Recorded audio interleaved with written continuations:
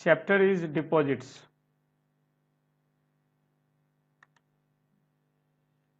Deposits भी एक borrowings है, लोन है। तो क्या है डिपॉजिट्स? आज इसको सीखने के लिए हम लोगों के पास एक बिल्कुल अपडेटेड नोट्स है। इस नोट्स को ही 100% अपन फॉलो करेंगे और इसमें सब कुछ एक सिस्टमेटिक वे में मैंने बना दिया है, जिससे आपको कभी भी फ्यूचर में भी डिपॉजिट्स को समझने में कोई दिक्कत नहीं आएगी। चलिए स्टार्ट करें डिपॉजिट्स। डिपॉजिट्स के लिए जैसे हम लोग रेगुलरली एक काम करते हैं, मिनिस्ट्री ऑफ कॉरपोरेट अफेयर्स की साइट पे जाते हैं और एक बार पहले अपन देख लेते हैं कि वो कौन सा सेक्शन यूज होगा, कौन सा चैप्टर यूज होगा, कौन सा रूल्स यूज होगा। तो हम लोग आज फिर कंपनीज एक्ट पे हैं और कंपनीज एक्ट के चैप्टर 5 में हैं आज। चैप्टर 4 हमने सीखा था, 5 सीखना चाहिए। उसके साथ साथ so acceptance of deposits by companies को चैप्टर 5 में रखा गया है और ये सेक्शन 73 से लेकर 76 तक है। मैंने आपसे जो कहा आपको याद रहा होगा, सेक्शन 73 से 76 है और एक सेक्शन और भी अमेंड करके एक्ट को अमेंड करके और ऐड किया गया है, उसका नाम है 76A। ये punishment for contravention of section 73 से 76 के अंदर जो प्रोविजंस दी गई हैं, उनका अगर कंट्रावेंशन करे तो उसके लिए पनिशमेंट बताया गया। इसका पनिशमेंट इतना हार्श है कि कोई या तो कंपनीज डिपॉजिट्स को जो डेयर करेगा वो उसको पूरी तरीके से अडियर करेगा ही करेगा। तो 76A इम्पॉर्टेंट सेक्शन है, ये इन तीनों के लिए बहुत ही इम्पॉर्टेंट हो जाता है क्योंकि उसका पनिशमेंट काफ़ी ज़्यादा है।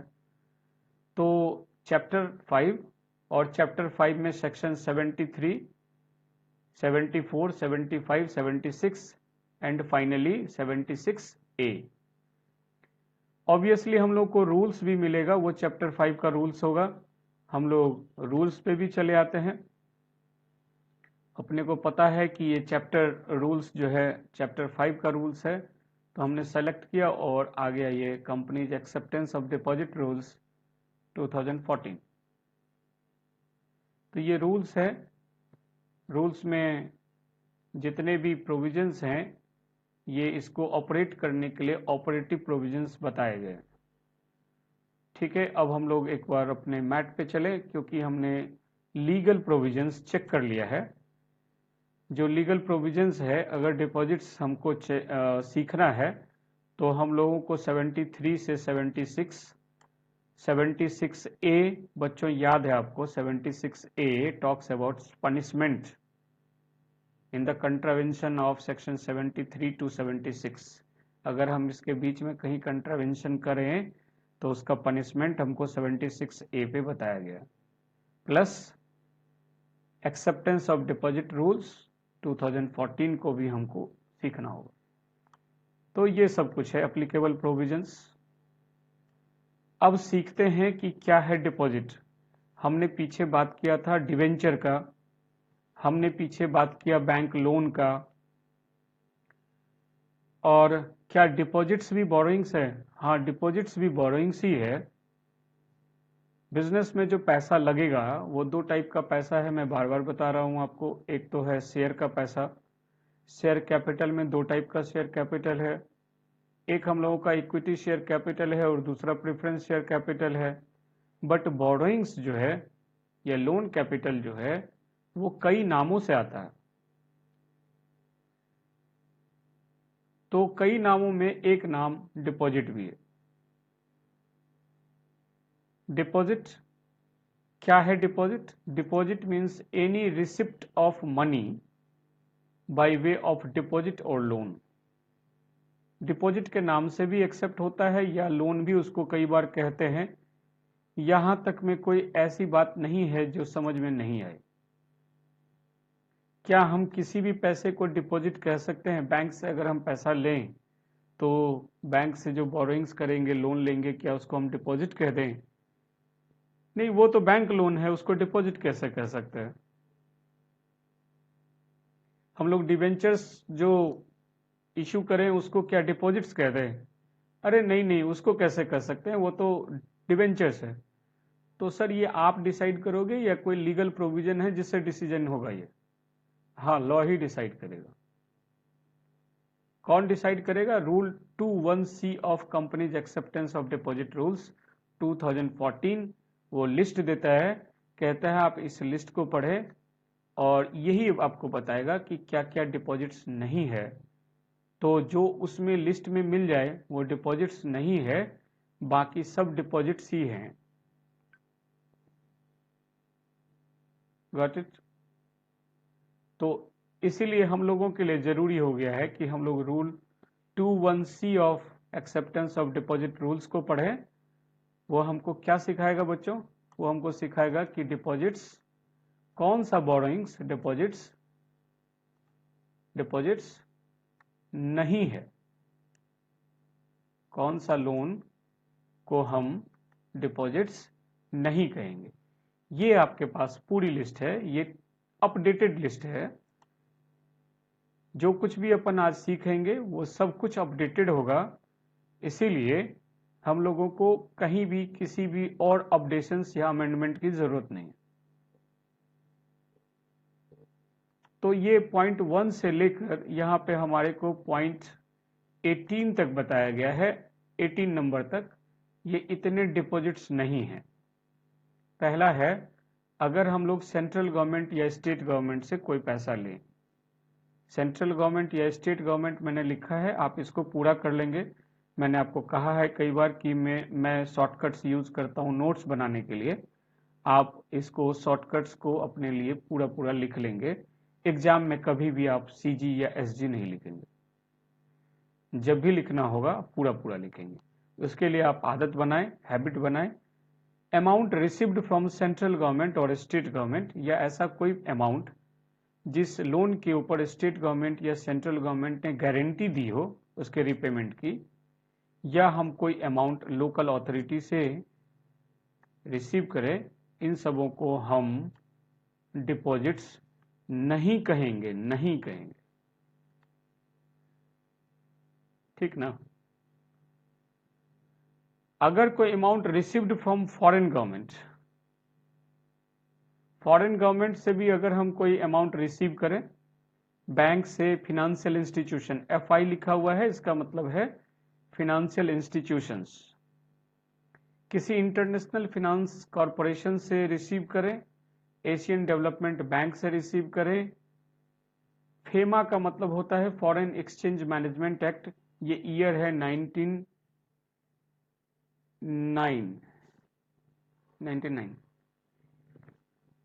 ये क्या है foreign exchange management act? Actually जब कभी भी हम लोग पैसा दूसरी करेंसी में रिसीव करते हैं या भेजते हैं, हम लोगों की जो टेंडर करेंसी वो रुपी है ना? रुपीस के अलावा हम अगर कोई भी दूसरे अमाउंट में डील करें, got it, dollar, pound, euro, कुछ भी, तो डील करना मतलब इंडिया में आपको चाहिए या आप इंडिया से लेकर बाहर जाएंगे, तो हमको FEMA, foreign exchange management act पढ़ना होता है, उसके प्रोविजंस को कंप्लाई करना होता है। तो foreign government, bank, financial institution, IFC या एशियन डेवलपमेंट बैंक वगैरह वगैरह। ठीक।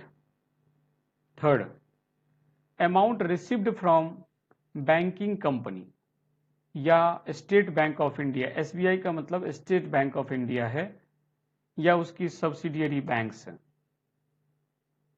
राइट? सब्सिडियरी बैंक्स को भी एसबीआई में मर्ज कर दिया गया है, तो लिखा तो गया है सब्सिडियरी बैंक, बट वो सब भी अब एसबीआई में मर्ज हो गए। ठीक है, अभी तक समझने में कोई दिक्कत नहीं आनी चाहिए।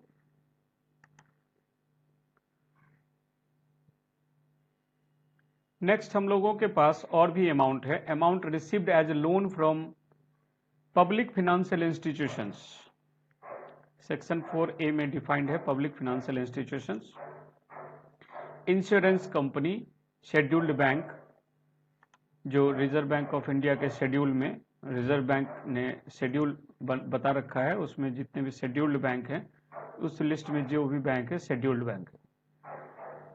इसके बाद अगर हम लोग कोई कमर्शियल पेपर इशू करके अमाउंट रेज करें, कमर्शियल पेपर रेज करने के लिए हम लोग को रिजर्व बैंक ऑफ इंडिया का गाइडलाइन को फॉलो करना होता है। तो कमर्शियल पेपर से अगर कोई पैसा आया तो कमर्शियल पेपर से आया, वो डिपॉजिट्स नहीं है। पॉइंट नंबर 6 वेरी इंपॉर्टेंट है, कभी किसी भी समय आपके सामने इसका प्रैक्टिकल भी यूज आ सकता है, एग्जाम में कोई क्वेश्चन भी इसके ऊपर आ सकता है, वेरी इंपॉर्टेंट टाइप का है ये। Amount received by a company from any other company, इसको इंटर कॉर्पोरेट लोन कहते हैं। हम लोग सेक्शन 186 में डील करते हैं, जब एक कंपनी के पास कोई फंड पड़ा हुआ हो तो उस पैसे का फॉर द टाइम बीइंग उसके पास यूज नहीं है और वो हमको यूज है, तो हमने उसको अप्रोच किया, उसने हमारे को दे दिया, जो कॉस्ट ऑफ फंडिंग उसका था उससे ऊपर उसने दे दिया, तो उसने कुछ इंटरेस्ट भी कमाया और उसने अपने पैसे का यूज किया और हमारे को भी एक अमाउंट मिल गया। बट ये डिपॉजिट्स नहीं है बच्चों, डिपॉजिट्स नहीं है, ये इंटर कॉर्पोरेट लोन है।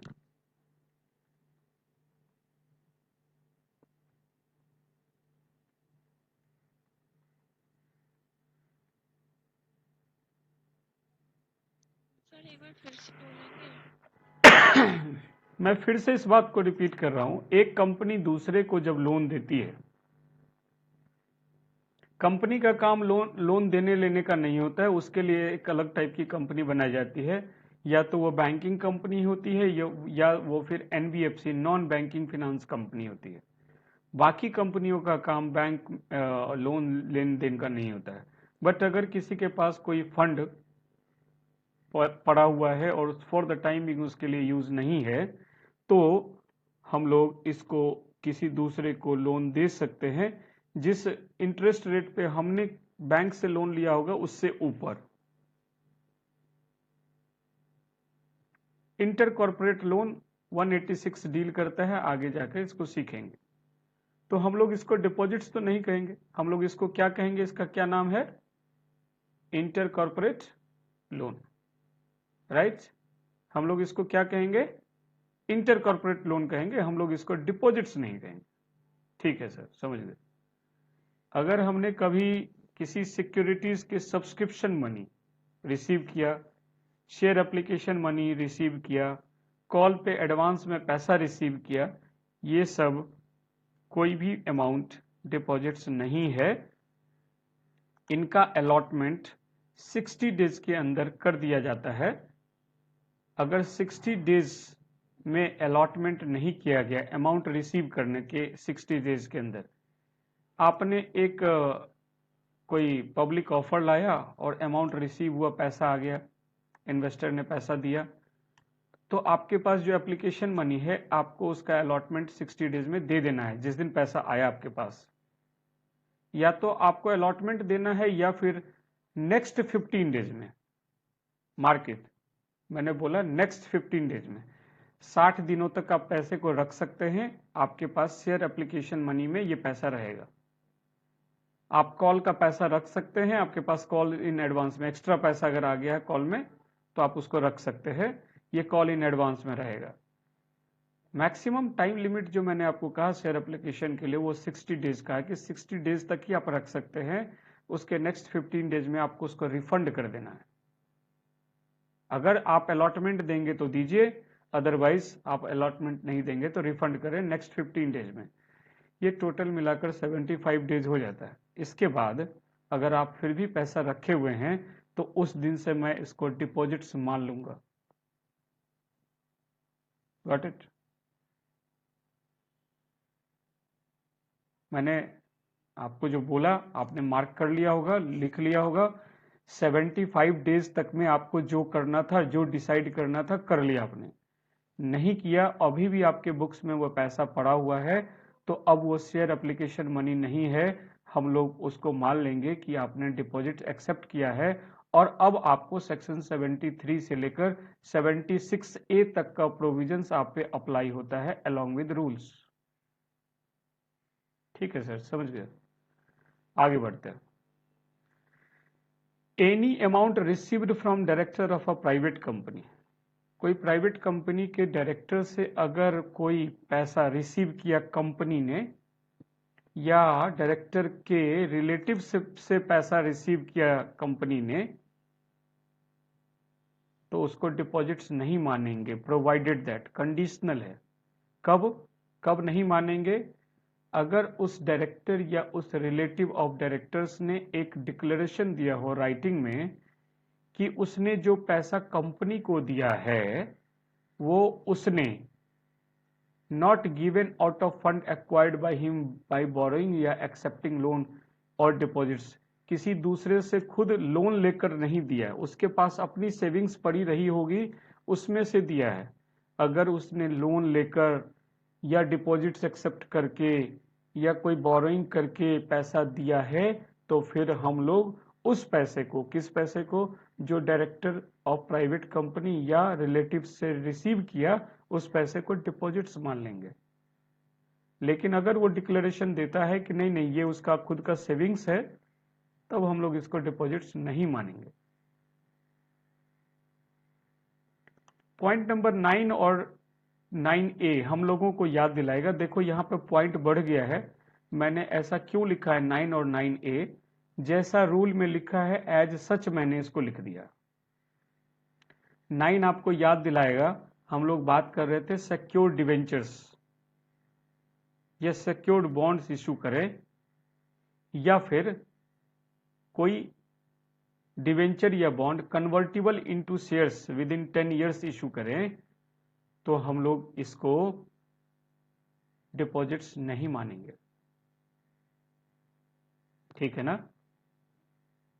इसके साथ साथ पॉइंट नंबर 9A कहता है कोई non convertible unsecured debentures issue करें, उसको स्टॉक एक्सचेंज पे लिस्ट कराएं, तो ये डिपॉजिट्स नहीं है। आप इनमें से किसी भी कंडीशन का वायलेशन करेंगे, हम पैसे को डिपॉजिट्स ही मानेंगे। आप कहेंगे कि कैसे, कौन सा, आप एक एग्जांपल बताओ। मैं आपको कहता हूं अनसिक्योर्ड डिवेंचर्स इशू किया आपने उसको स्टॉक एक्सचेंज पे लिस्ट नहीं कराया, मैंने मान लिया वो अनसिक्योर्ड डिवेंचर्स डिपॉजिट्स है। ठीक है ना? कोई दिक्कत वाली बात नहीं, क्योंकि मैंने कंडीशन लगा के ही कहा था अनसिक्योर्ड डिवेंचर्स अगर है तो उसको आपको स्टॉक एक्सचेंज पे लिस्ट कराना। Convertible into shares with in 10 years है तो ये हम डिपॉजिट्स नहीं मानते हैं। आप उसको लिखेंगे convertible into shares with in 40 years, हम लोग उसको मान लेंगे कि ये डिपॉजिट्स। ठीक है सर, समझ गए। नेक्स्ट, अगर कोई पैसा आपने कंपनी के एम्प्लॉय से रिसीव किया है, कितना पैसा तक आप उससे रिसीव कर सकते हैं? उसका 1 साल का जितना सैलरी बनता है, एनुअल सैलरी, वहां तक। लेकिन उसके साथ क्या बात है, as a security under contract of employment. हम लोग कई जगह पे जब जॉब के लिए अप्लाई करते हैं और सिलेक्शन होता है तो आप देखेंगे वहां पे एक सिक्योरिटी मनी के लिए भी कई जगहों पे बात रहती है। तो वो जो सिक्योरिटी मनी है उसकी बात कर रहा हूं, एज ए सिक्योरिटी। तो साल भर तक का अगर सिक्योरिटी मनी, कंपनी ने एक टर्म कंडीशन रखा है कि नहीं साल भर की सिक्योरिटी मनी हमको देनी है, तो वो पैसा जो कंपनी के पास सिक्योरिटी मनी का पैसा पड़ा हुआ एम्प्लॉय का, वो सिक्योरिटी मनी है, उसको हम लोग डिपॉजिट्स नहीं मानेंगे। लेकिन 1 साल से ज्यादा, 2 साल का पैसा अगर अपने पास रख लोगे तो 1 साल से ऊपर वाला एक्स्ट्रा जितना है सबको हम डिपॉजिट्स मान लेंगे।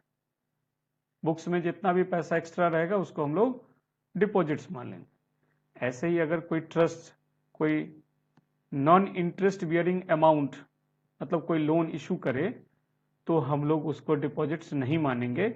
नॉन इंटरेस्ट मतलब 0 इंटरेस्ट का भी लोन इशू कर सकता है ट्रस्ट, हेल्ड इन ट्रस्ट।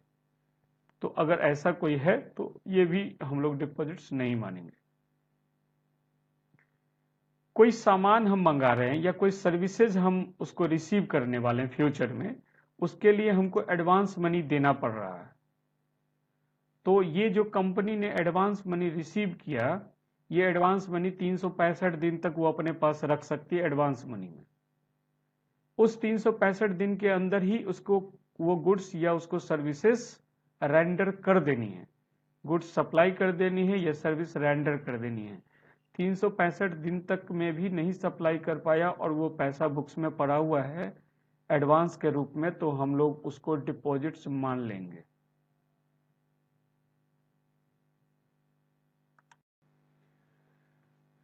और भी कुछ डिपॉजिट्स को समझते हैं। अभी तक हम लोगों ने एडवांस अगेंस्ट गुड्स और सर्विसेज तक को समझ लिया।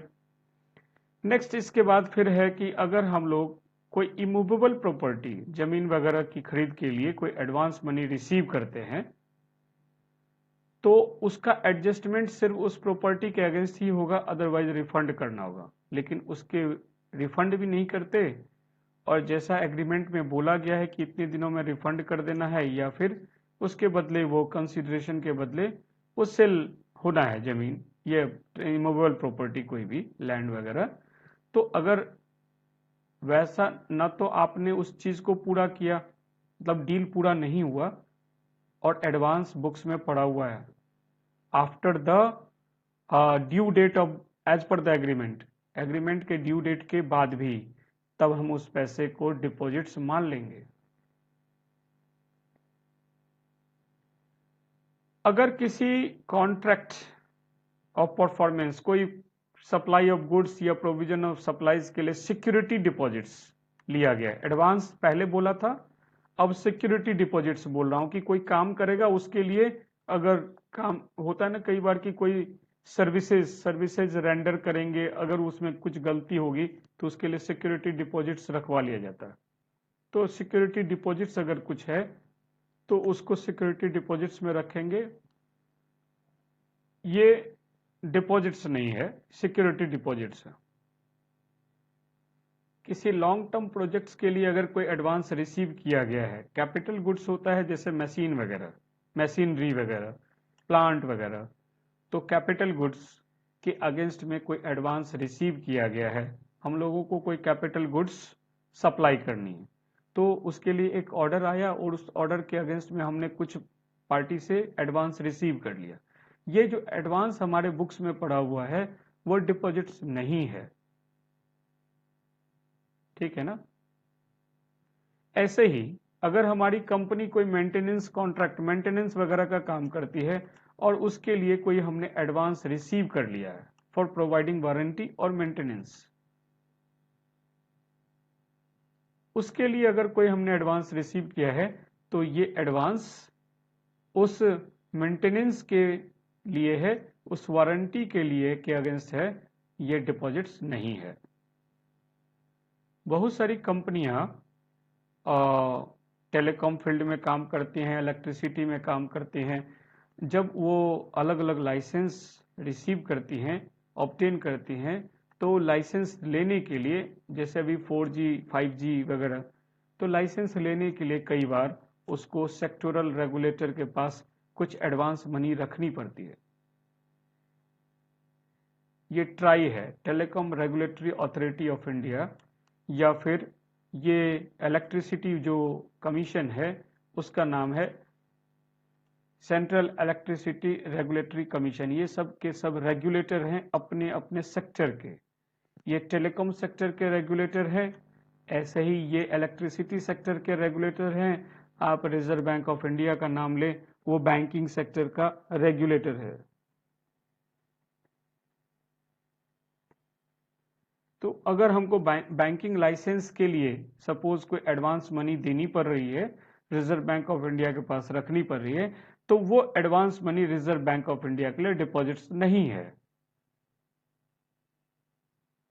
ठीक है, got it. Advance for the subscription towards publication, अगर किसी पब्लिकेशन सब्सक्रिप्शन के लिए कोई एडवांस मनी हमने रिसीव किया है तो वो हमारे लिए एडवांस मनी फॉर सब्सक्रिप्शन है, वो डिपॉजिट्स नहीं है।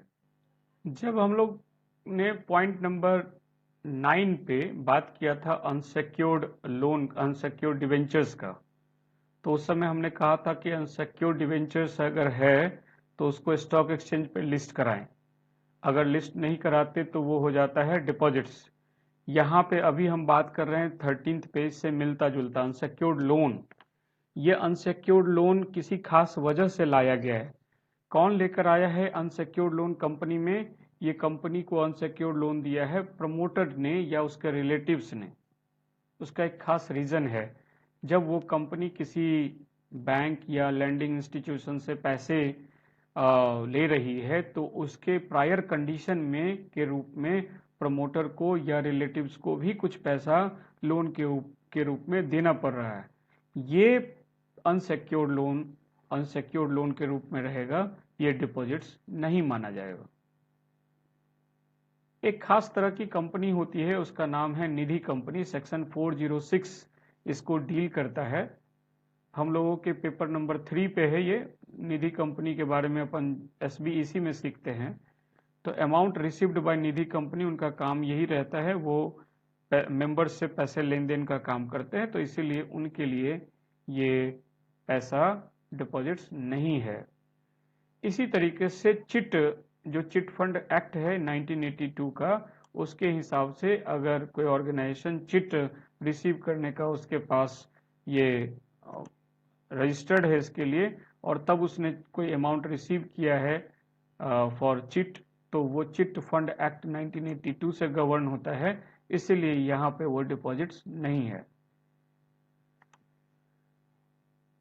अगर कोई कंपनी कलेक्टिव इन्वेस्टमेंट स्कीम चला रही है, ये म्यूचुअल फंड की तरह होती है, इन्वेस्टर्स से पैसे रिसीव किए जाते हैं कलेक्टिव एक कोई एसेट क्रिएशन के लिए, तो कलेक्टिव इन्वेस्टमेंट स्कीम के अंदर पैसा अगर कंपनी ने जमा किया है, सेबी रेगुलेशन को फॉलो किया जाता है CIS के लिए, तो वो पैसा बिकॉज सेबी के रेगुलेशन से रेगुलेट हो रहा है, इसलिए ये डिपॉजिट्स नहीं है। एक खास और वो है स्टार्टअप कंपनी। स्टार्टअप कंपनी ने अगर कोई पैसा रिसीव किया है किसी पर्सन से, तो एक कंडीशन बता रहा हूं, ये कंडीशन है कि वो एक ही ट्रेंच में मिनिमम 25 लाख या उससे ज्यादा किसी वन पर्सन से अगर रिसीव करता है, और मोड क्या होगा, या तो कन्वर्टिबल नोट में या रिपेबल विद इन 5 ईयर्स में अगर करता है, तो ऐसा पैसा स्टार्टअप कंपनी के लिए डिपॉजिट्स नहीं है। इसके बाद alternative investment fund, domestic venture fund या इंफ्रास्ट्रक्चर इन्वेस्टमेंट फंड या mutual fund registered with SEBI, इन सबों ने जो अपने अपने स्कीम के अंदर पैसा रिसीव किया होगा, वो सब डिपॉजिट्स नहीं है। लिस्ट मेरी यहीं पे कंप्लीट होती है। इसके बाद बाकी जितना भी पैसा कंपनी के बुक्स में दिखेगा लोन के रूप में, बोरोइंग्स के रूप में, वो सब का सब डिपॉजिट्स है। तो आप डिपॉजिट्स बोलकर एक्सेप्ट करें या फिर आप इनमें से किसी को भी वायलेट करें, वो डिपॉजिट्स हो जाएगा, क्योंकि डिपॉजिट्स के डेफिनेशन में ही बोला था any amount by way of any receipt of money by way of deposits और loan which is not included under rule 21C। तो ये सब कुछ आपको ध्यान रखना।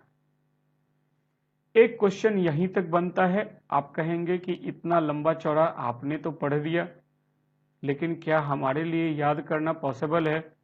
तो कोशिश जरूर करना कि कम से कम 10 तो याद रखना ही।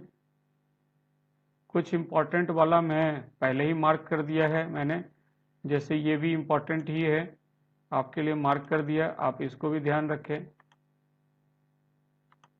ये वाला भी इंपॉर्टेंट है, बाकी ऊपर से 10 याद कर लीजिए, कई बार एग्जाम में आ चुका है, आएगा। जो जो ज़्यादा इंपॉर्टेंट है, जिसके ऊपर एक 1 लाइनर क्वेश्चन भी हो सकता है, बट देगा तो आपको 3 मार्क्स या 4 मार्क्स, तो इसीलिए आप उन सबों को भी थोड़ा ध्यान रख लीजिए। जैसे जैसे मैंने मार्क किया है वो मार्क कर लीजिए अभी।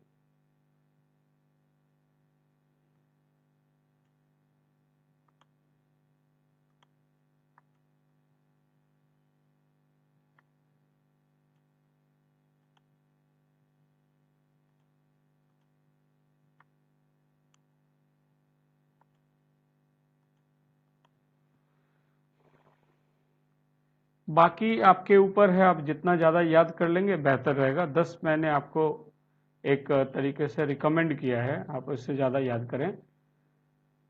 आते हैं आपके चैप्टर के दूसरे जो एस्पेक्ट है उस पे, और वो एस्पेक्ट है लिमिट्स। कौन सी कंपनी कितना डिपॉजिट्स एक्सेप्ट कर सकती है। इसके लिए जितनी भी कंपनीज है इसको 3 हिस्से में डिवाइड किया गया है। आपने पहला हिस्सा देखा कुछ ब्राउन से है ये किया हुआ, और ये सब के सब प्राइवेट कंपनी है।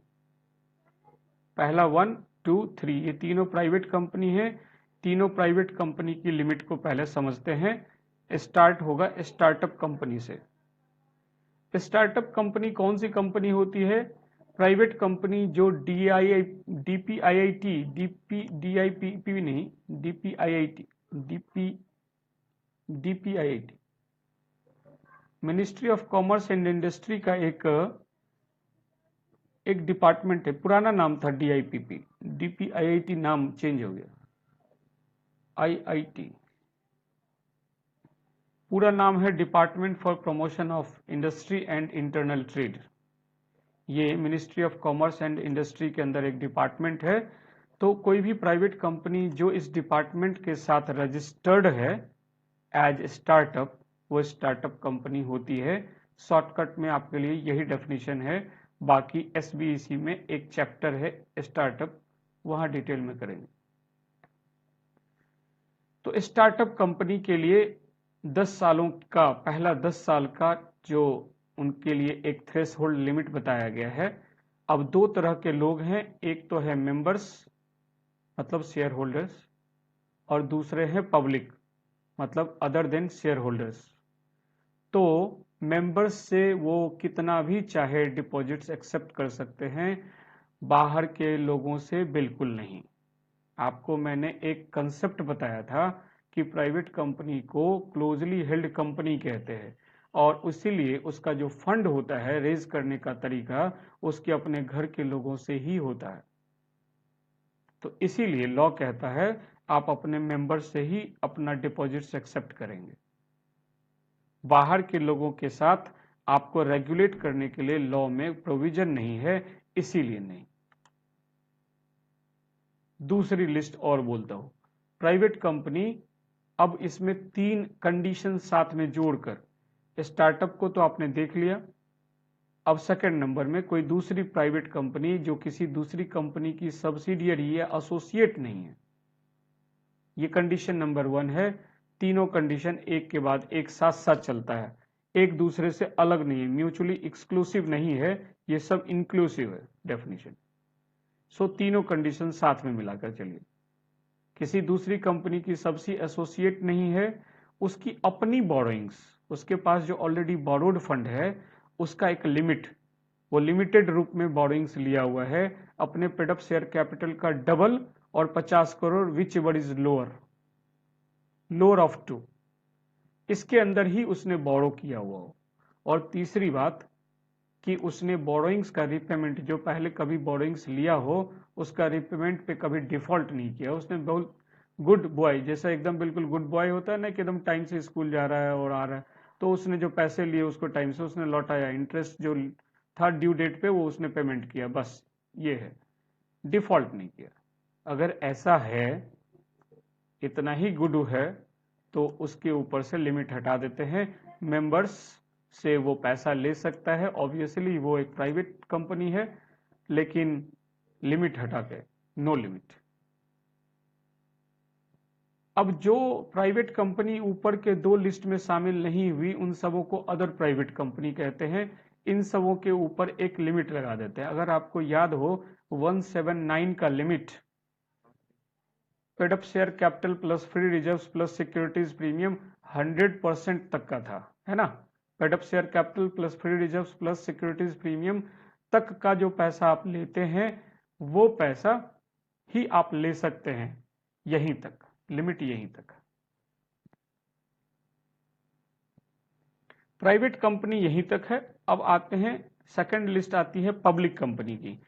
सेकंड जो 2 इसके बाद नेक्स्ट वाला है, मैं इसका भी कलर बदल देता हूं आपके लिए, क्योंकि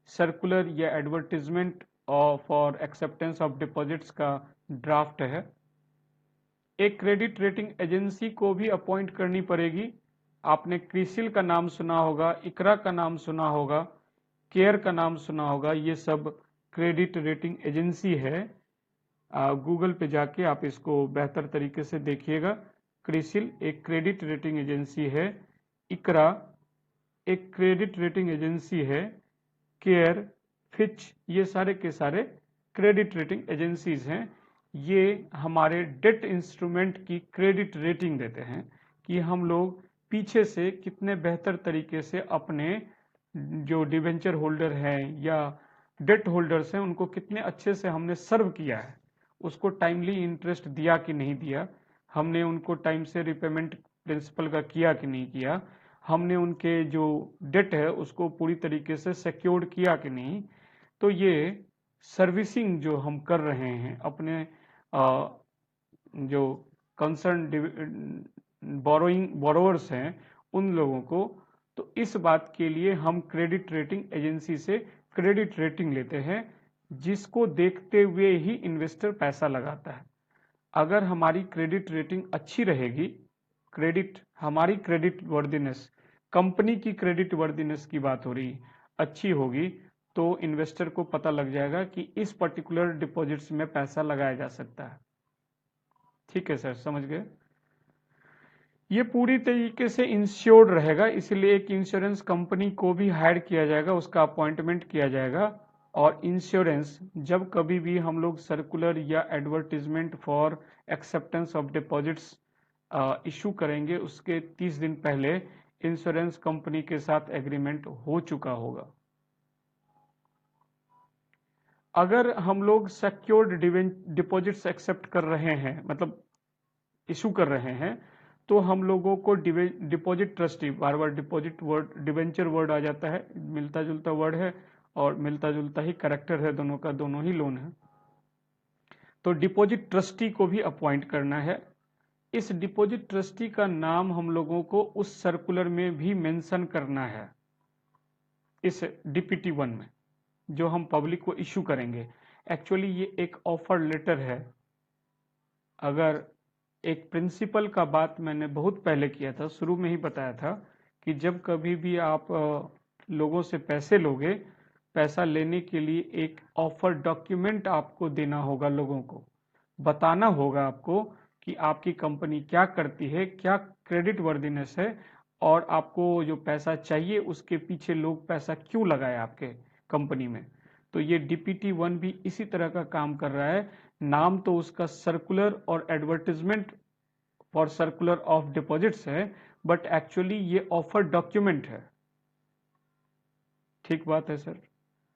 तो अगर हमने डिपॉजिट ट्रस्टी को अपॉइंट किया है तो उसके लिए एक डिपॉजिट ट्रस्ट डीड भी उसके साथ साइन करना होगा, उसका फॉर्मेट डीपीटी 2 है।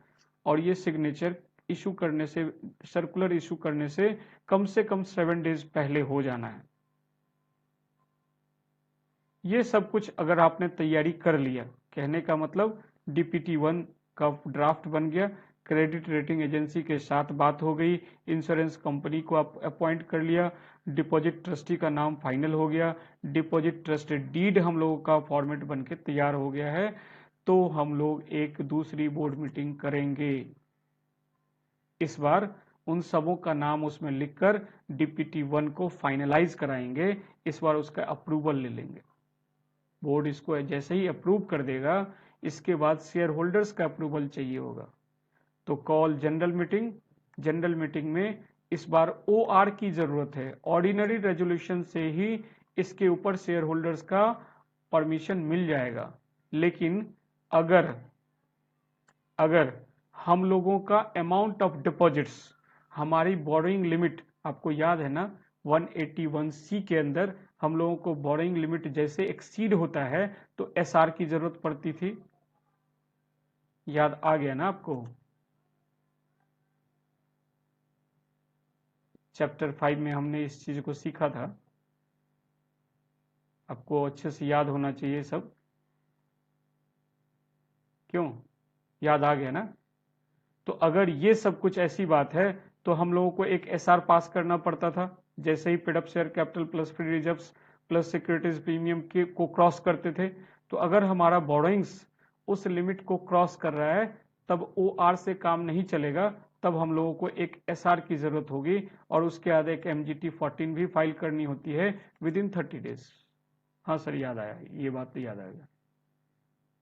तो एक बात और तुमको याद आना चाहिए, जब मैंने कहा था कि जब कभी भी ऑफर डॉक्यूमेंट तुम पब्लिक को दोगे उससे पहले रजिस्ट्रार के पास फाइल करना होता है। तो इस बार मैंने कहा ना कि डीपीटी 1 एक ऑफर डॉक्यूमेंट की तरह है। हाँ हाँ, कहा आपने। तो ये सर्कुलर डीपीटी 1 को भी रजिस्ट्रार को फाइल करो before 30 days of issue of circular. इसके ऊपर मेजोरिटी ऑफ डायरेक्टर्स का सिग्नेचर होता है। किसके ऊपर? डीपीटी 1 के ऊपर। अगर ये सिक्योर्ड है तो तुमने कोई एसेट को भी तो चार्ज में दिया होगा ना, तो उसकी सिक्योरिटी फाइल करोगे ना, तो सीएजी 9। तो तुमको तो याद है ना, डिवेंचर्स के लिए सीएजी 9 फाइल करते थे, तो डिपॉजिट्स के लिए भी सीएजी 9 ही फाइल करेंगे with in 30 days of acceptance of deposits. Creation of charges में किया ना, तो सेम बात है। अब क्या करें सर, ये सब कुछ हो गया है, हो गया तो अब कोई बात ही नहीं है। अब एक बोर्ड मीटिंग कॉल करो और सर्कुलर इश्यू करो, डिपॉजिट्स इनवाइट करो in the name of the board of directors. अब पब्लिकेशन की बारी आ गई है। अब जैसे ही ये सब कुछ हो जाता है तो जनरल मीटिंग होने के बाद आप पब्लिकेशन में जाइए। पब्लिकेशन का मतलब है एक English newspaper nation wide circulation का।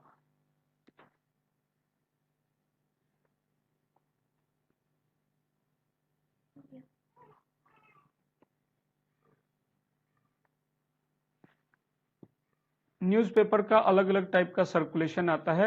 इंग्लिश न्यूज़पेपर चाहिए जो एक नेशन वाइड सर्कुलेशन का होगा, और एक रीजनल लैंग्वेज जहां पे भी कंपनी का रजिस्टर्ड ऑफिस है उसका जो वर्नाकुलर लैंग्वेज होता है। वर्नाकुलर लैंग्वेज का मतलब होता है रीजनल लैंग्वेज। रीजनल,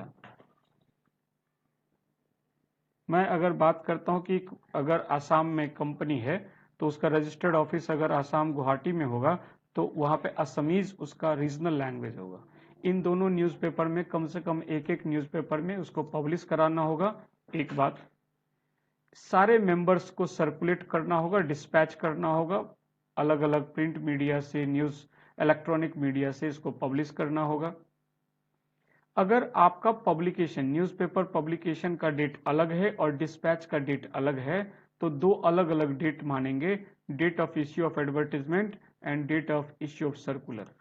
अगर दोनों एक ही डेट रहेगा तो ये डेट ऑफ सर्कुलर होगा, इश्यू ऑफ सर्कुलर रहेगा। अगर कंपनी का वेबसाइट है तो वेबसाइट पे भी आप सर्कुलर को अपलोड कर देंगे। आपने सब लोगों को अच्छे तरीके से बता दिया। हाँ सर, बता दिया। अब उसके साथ एक ऑफर लेटर है। ऑफर लेटर को से पब्लिक क्या करेगी, जो लोगों को पैसा लगाना होगा वो लोग डीडी, चेक, एनईएफटी पहले तो उसका फॉर्म को फिल कर देंगे और साथ में मनी आपको भेज देंगे। कैश में बिल्कुल नहीं चलेगा, नो कैश। आपने जो पैसा रिसीव किया, कंपनी ने जो पैसा रिसीव किया उसके अगेंस्ट में डिपॉजिट रिसीट इशू करेगी with in 21 days of acceptance of money, deposit receipt. ठीक है ना, तो ये हो गया, ठीक बात है सर।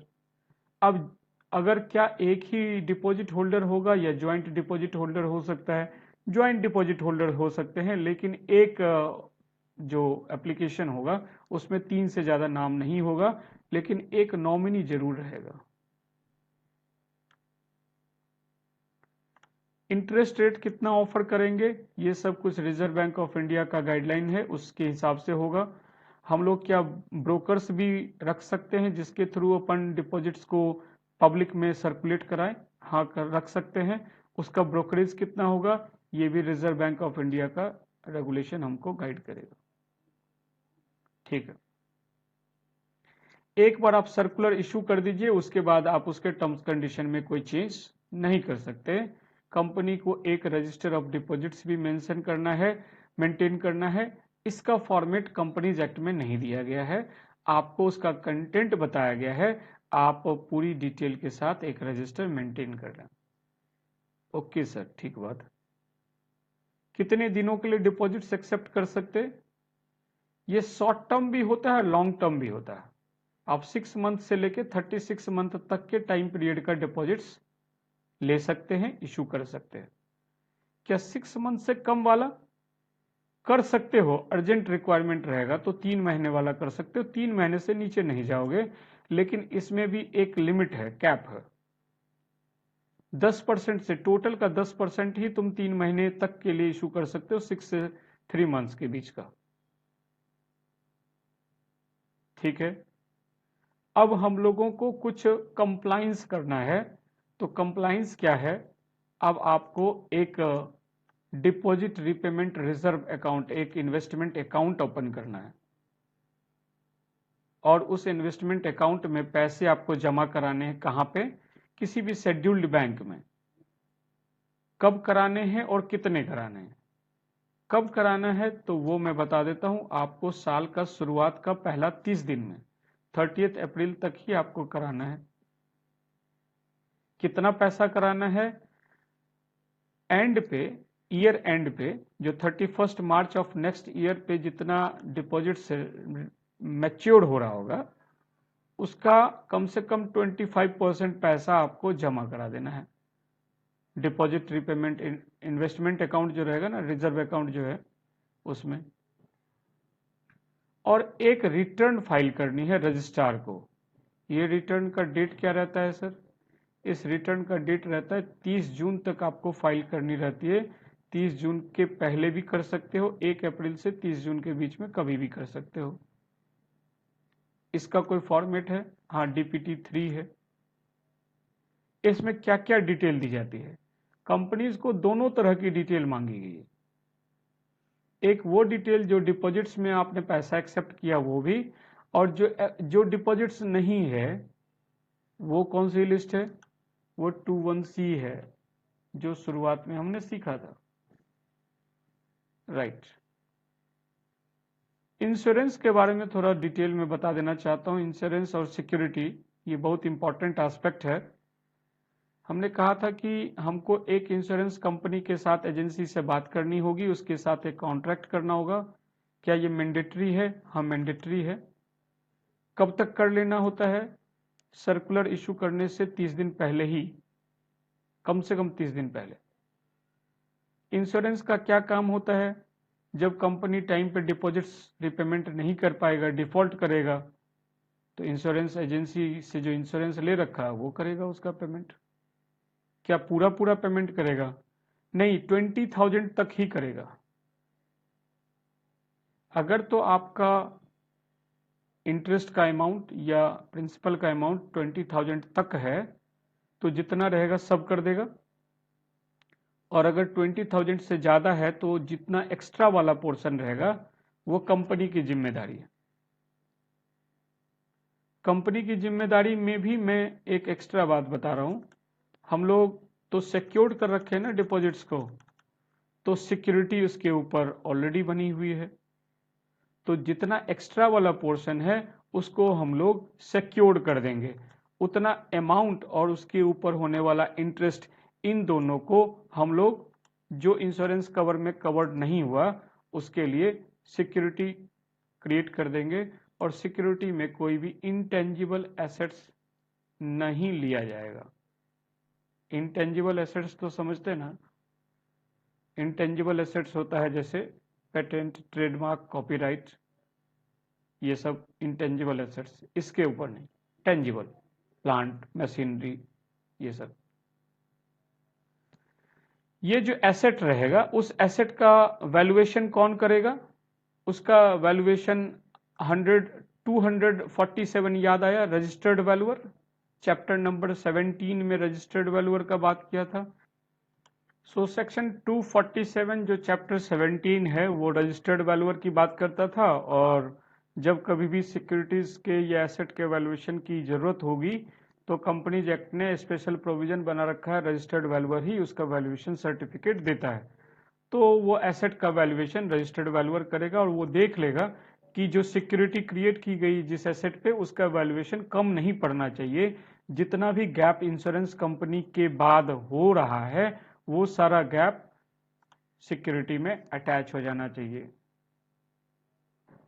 सिक्योरिटी ट्रस्टी के फेवर में क्रिएट की जाएगी, मतलब ट्रस्टी उसका मालिक रहेगा, सो दैट कि कंपनी अपने हाथ में न रखे, कल के दिन जब डिफॉल्ट करे तो जो ट्रस्टी है इमीडिएटली उसके ऊपर एक्शन ले सके।